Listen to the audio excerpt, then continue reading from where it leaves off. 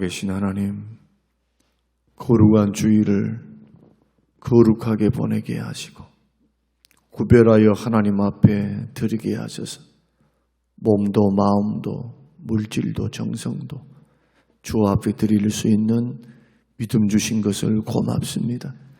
우리의 인생과 삶이 주의 은혜에 매이고 주의 능력에 매이는 귀하고 복된 믿음의 길 될 수 있도록 축복하셔서 오늘 하루의 삶 속에서도 일어나는 모든 상황들을 믿음으로 해석하게 하옵시고 모든 사건과 상황을 감사로 승화시킬 수 있는 하나님 능력도 우리에게 허락하여 주시며 모든 삶의 삶 속에서 우리 주님을 계산하며 생각할 수 있는 믿음의 그릇들로 주님 세워져 갈 수 있도록 축복하여 주시옵소서.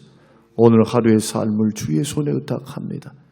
피곤하고 고단한 삶이어도 주님이 나와 함께 하시고 동행할 때 마음의 평안과 주님이 주시는 기쁨이 우리의 마음의 힘이 되게 하옵소서. 감사드리오며 예수님 이름으로 기도합니다. 아멘. 아멘. 디모데전서 1장 12절에서 14절.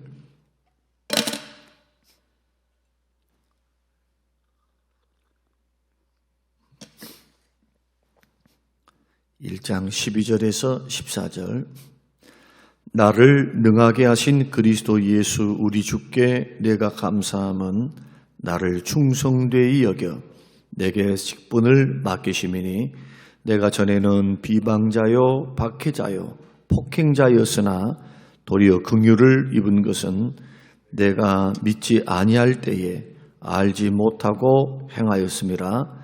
우리 주의 은혜가 그리스도 예수 안에 있는 믿음과 사랑과 함께 넘치도록 풍성하였도다. 아멘. 아멘. 예수님을 믿는 믿음의 사람들은 오늘 사도 바울이 고백한 것처럼 오직 은혜로만 세워지는 존재입니다. 예수 믿는 사람들은 다 은혜로 세워지는 겁니다. 우리가 믿음 생활을 20년, 30년, 40년 해서 어느덧 틀이 신앙인의 틀을 가지고 또 영적으로 좀 성숙한 면모가 보인다 할지라도 우리 신앙생활의 처음부터 마지막까지 주의 은혜 주심이 없으면 우리는 일어설 수도 없고 우리는 승리할 수도 없는 그러한 연약한 존재들입니다. 사도 바울은 평생에 디모데전서 말씀을 기록할 때도 그랬지만 순교를 앞둔 시점에 쓰여진 마지막 서신입니다. 디모데전후서가. 노 사도께서 자기 인생을 추억하는 거죠. 영적 아들인 디모데에게 목회는 이렇게 해야 한다. 사람은 이렇게 가르쳐야 하고 이런 사람들을 세우라. 자격자는 이렇다. 이렇게 설명을 하면서 너도 영적 진보를 반드시 가져야 한다. 신앙의 경주 잘하라.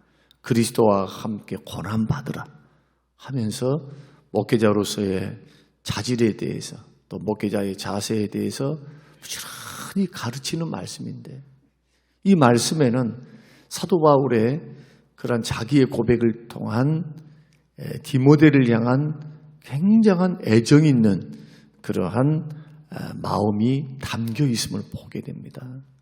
디모데야 한번 봐라. 디모데에게 전한 말씀이니까.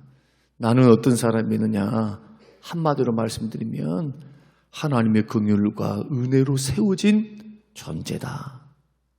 하나님의 은혜와 긍휼로 세워진 존재가 나다. 그 말은 사도 바울만 그랬다는 겁니까? 그렇지 않죠. 너도 마찬가지. 하나님이 주신 긍휼과 은혜로 세워졌고 세워져가는 존재라는 의미입니다. 그럼 은혜는 뭡니까? 은혜는 자격이 없는데 자격을 갖추지도 못했는데 오히려 자격 미달인데 베푸시는 하나님의 일방적인 호의가 은혜입니다. 그러니까 아무리 생각해도 주의 종이 될 만한 자격도 안 되고 장로가 될 자격도 안 된 것 같고 아무리 생각해도 중직자가 될 수 있는 자격이 하나도 없음에도 불구하고 어느 날 하나님이 내가 하나님을 만나기 전에 하나님이 나를 먼저 찾아와 주셔서 만나주시고 이 사도 바울의 구원의 역사, 은혜의 역사죠. 내가 하나님을 알기 전에 하나님이 나를 먼저 하셔서 찾아온 사건. 그것도 죄인 중에 괴수인데 비방자고 박해자고 폭행자였는데 과거에 우리가 예수 믿지 않을 때 사도 바울 마음만큼 우리는 주님을 싫어하고 주님과 관계없는 죄 짓는 하나님과 원수된 삶을 살고 있었던 우리들입니다. 사도 바울은 그 예수님을 핍박하고 믿는 사람들을 박해하고 믿는 사람들을 거역하고 폭행했던 이 모든 것들을 예수 믿고 난 후에 철저하게 회개했음에도 불구하고 언제나 주님 앞에 죄송스러운 마음을 가졌습니다.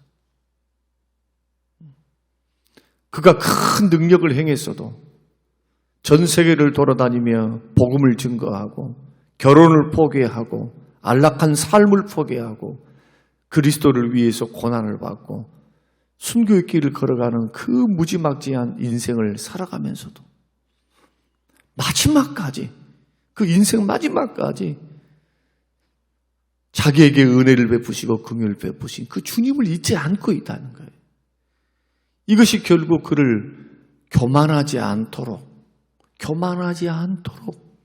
만들었던 그러한 그 신앙의 큰 든든한 보루였어요. 보루.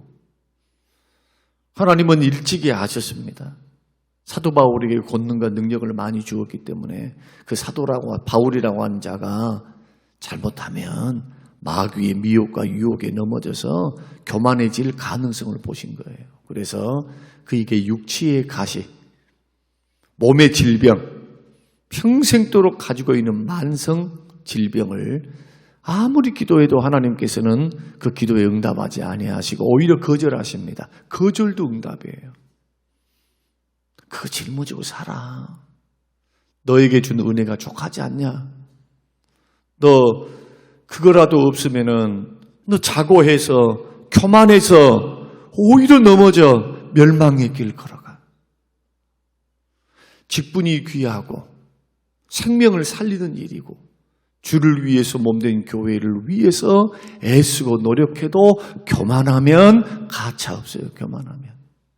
교만은 패망의 선봉입니다. 넘어집의 앞잡이입니다.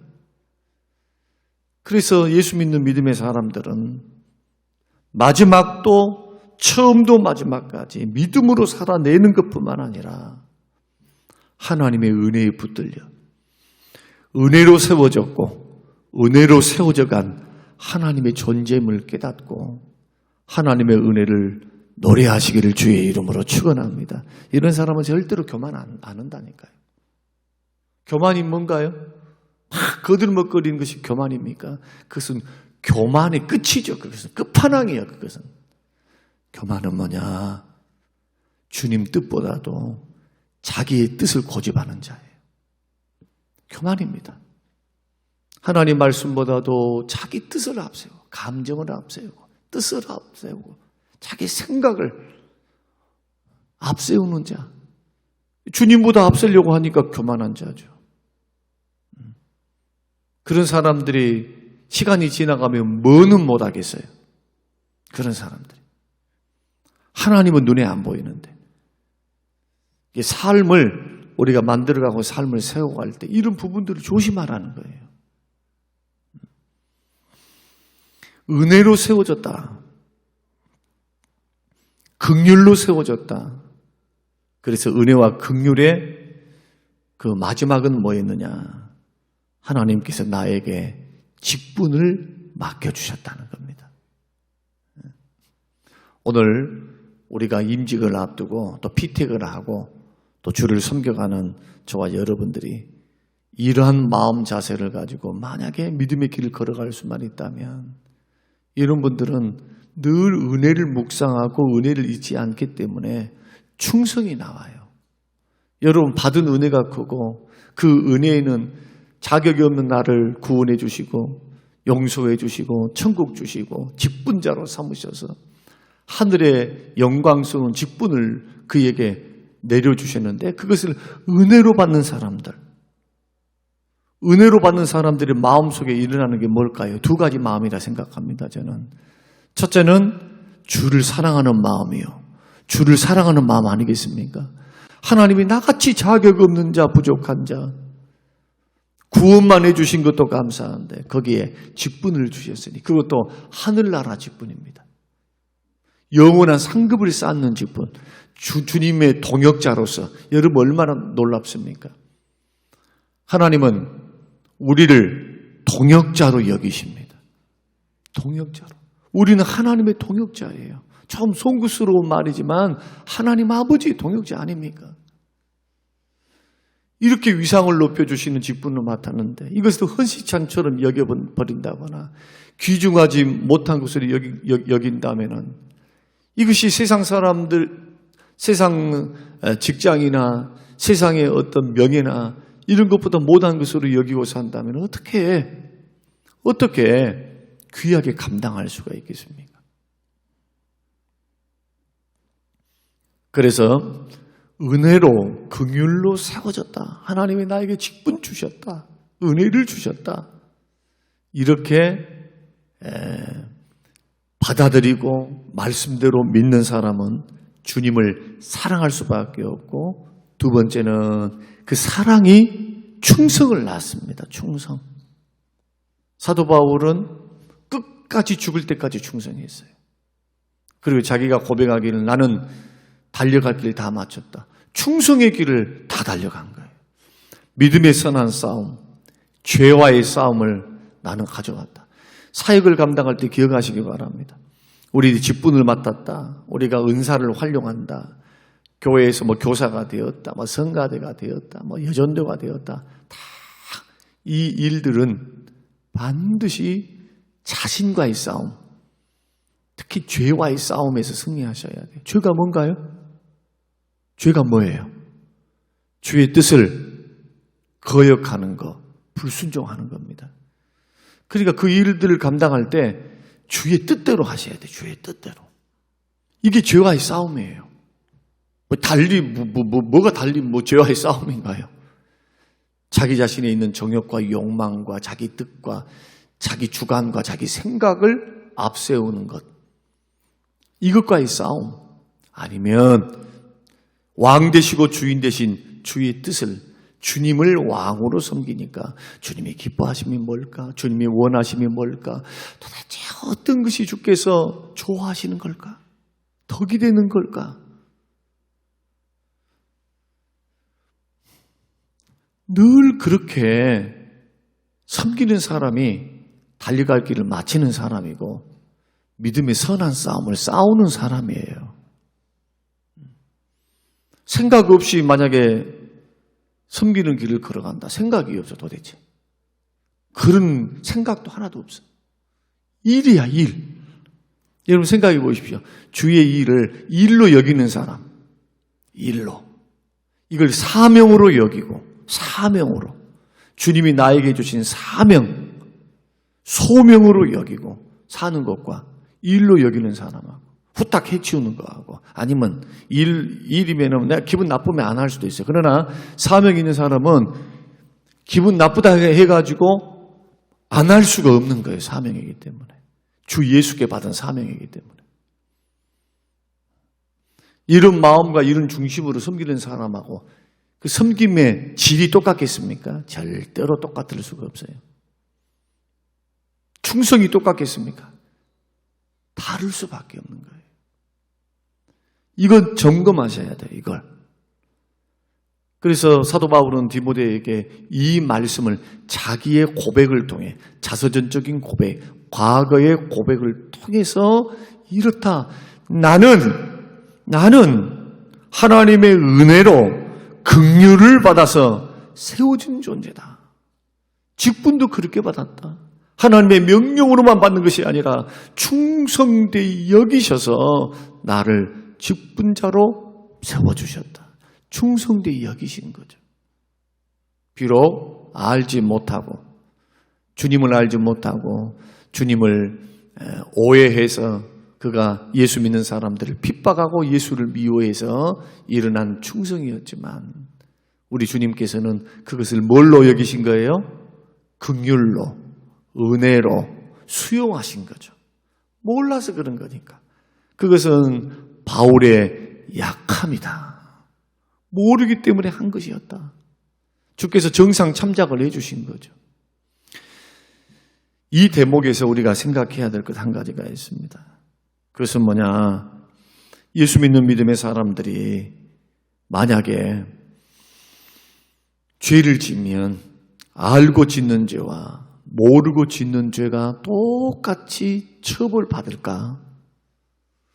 우리 국가의 법에서도 부지불식간에 실수로 짓는 죄가 있고 알고도 고의적으로 하는 죄가 있는데 고의적으로 의도가 있는 죄에 대해서는 형량이 무겁습니다. 살인도 과실치사냐 아니면은 의도를 가지고 계획살인이냐. 계획살인은 1급 살인이 되는 거예요. 형량이 달라요. 형벌이 달라요. 마찬가지로 우리가 믿음의 길을 걸어갈 때 좀 조심해야 될 것이 있습니다. 이 대목에서 우리 주님도 누가복음 12장 47절에서 주인의 뜻을 알고도 준비하지 아니하고 주인의 뜻대로 행하지 아니하는 종은 많이 맞을 것이요 알지 못하고 맞을 일을 행한 종은 적게 맞으리라. 칭찬과 상급에도 등급이 있다면 주님의 책망과 징계에도 등급이 있겠죠. 그 기준은 우리는 잘 몰라요. 주님의 주권적인 역사에 달려 있으니까. 그래서 예수 믿는 사람은 고의적으로 짓는 죄를 조심하셔야 돼요.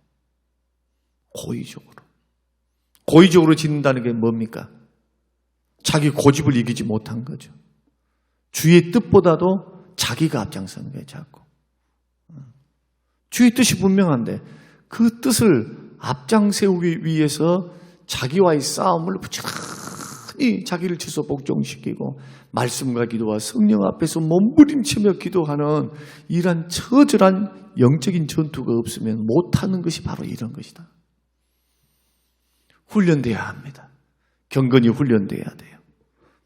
그래서 은혜로 세워지는 존재들은 이렇게 주님을 사랑하고 사랑을 바탕으로 충성이 나올 수밖에 없는데 사도 바울은 이렇게도 고백을 하고 있습니다. 내가 이렇게 직분도 받았고 은혜와 긍휼로 직분을 받았고 하나님의 일을 하는데 놀랍게도 하나님은 나를 능하게 하셨다. 12절 나를 능하게 하신 그리스도 예수. 나를 능하게 하신 그리스도 예수. 우리를 능하게 하실 분이 주님이십니다. 사람이 아니에요. 옆에 있는 사람이 아니고 주님이다. 옆에 있는 분들은 내가 섬길 분들이에요. 물론 섬김을 받고 도움도 받아야 되지만 본질적으로 우리를 능하게 하시고 우리에게 힘을 주실 분은 우리 주 예수 그리스도. 그러니 누구만 바라봐야 돼요? 예수 그리스도. 누구만 의지해야 돼요? 예수 그리스도. 자꾸 사람이 보이고 환경이 보이고 그런다면 아셔야 돼요. 아, 시험이 찾아오고 있구나. 사람이기 때문에 그렇다고요? 그럼 사람이기 그렇다면 다 사람들이 그렇게 넘어져야죠. 그러죠? 그렇지 않습니다. 믿음의 길을 걸어갈 때 이런 원리를 알고 우리가 말씀에 다 붙잡혀서 우리가 걸어가면 상황을 해석할 수 있는 능력이 생겨요. 믿음으로 상황이 해석이 돼요. 아, 이것은 하나님이 기뻐하지 않는 일인데. 주님이 기뻐하지 않는 일인데 빨리 그것을 깨달았다면 빨리 그 돌이켜야 되겠잖아요. 그렇죠? 빨리 돌이켜야 돼요. 빨리. 그 길에 그냥 어정쩡하게 마귀가 이끄는 대로, 시험이 이끄는 대로, 유혹이 이끄는 대로 그 길로 계속 서 있으면은 넘어지는 건 시간 문제예요. 그래서 선줄로 생각하는 자는 넘어질까 조심해야 돼요. 그런 의미에서. 제가 늘 자주 쓰는 말, 우리가 인생을 살아갈 때, 교회를 받들고 섬길 때, 뭐 직분자든지 상관없어요. 그것은 예수를 믿는 어떤 사람이라도 내 생각과 마음의 시야에서 주님을 놓치는 순간 시험이 찾아오는 거예요. 염려와 근심이 나를 압도하기 시작하는 거예요. 이게 인생입니다. 돈 다 있고 무슨 행복하고 무슨 조건을 다 갖춰서 아니요. 한번 목회해 보세요. 한번 목회해 보면 이해할 수 없는 일들이 너무 많아. 도대체 저는 수많은 인생들을 보면서 하나의 결론을 내렸습니다. 이 지구 땅덩어리 안에서, 우리 인생사 안에서 안전지대는 없다. 아무리 뭘 갖춰놓고 아무리 뭘 다 했다 할지라도 만족이 있고 기쁘고 행복하고 근심이 사라지고 나는 자연이다 하면서 옷 홀랑 벗고 혼자 세상에서 그냥 저 산속에 들어가서 홀라당 벗고 사는 그러한 태평스러운 사람은 한 사람 없다. 한 사람.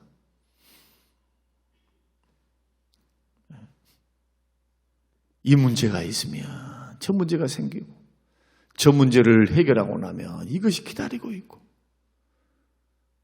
그런 연단, 그런 과정이 우리의 인생이야, 인생. 그러니까 여러분, 주님께서 미래 일들에 대해서는 내일 일은 염려하지 말라 하신 말씀이 그 말이에요. 예수님 재림 때까지, 우리가 죽을 때까지 이러한 사이클, 이러한 염려 근심들의 그러한 두려움들과 이러한 것들은 결코 사라지지 않으니까 예수 믿는 사람은 아예 애초부터 예수를 믿는 믿음으로 염려 근심보다도 기도를 선택하고 세상을 바라보고 어떤 소문과 어떤 사람들의 어떤 것을 바라보는 것보다 더 주님을 생각하고 더 주님을 내 마음속에 가득 채우고 주님으로 가득 채우는 훈련을 자꾸 하셔야 돼요.